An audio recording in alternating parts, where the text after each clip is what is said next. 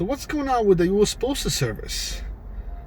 I wasn't able to ship my first class package. I was trying to ship my PS4 game and it didn't fit in the mailbox. So you probably heard on the social media that they're removing the mailboxes, and that is true. They're removing the old mailboxes and replacing with those new that you can't ship first class packages anymore. So anytime you have a first class package, you have to actually bring it to the post office, which is really inconvenient. I mean, don't get me wrong, I've been using UPS Postal Service for a very long time. However, they're never my first choice.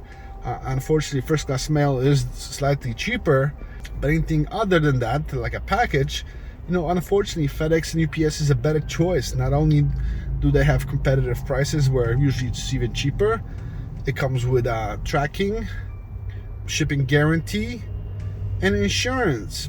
And of course, US Postal Service does have insurance for priority mail up to $50, but anything over, you gotta pay extra. And also, they don't include the shipping price in the insurance. So if your package gets lost or damaged, they might reimburse you the $50. However, you still paid for the shipping, so you still lose regardless. And I've been shipping a lot with them, and I did have quite a few packages get lost. And when I filed a claim, it was fairly simple when you do it online. However, I never received any checks till today. So those are the old mailboxes.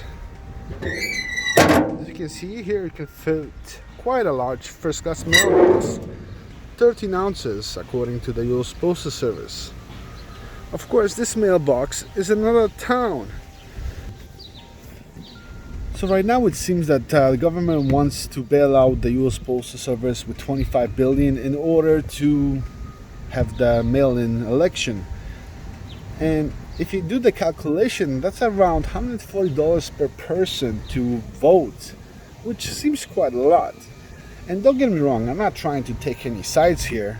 I can care less whether they get a $25 billion or not.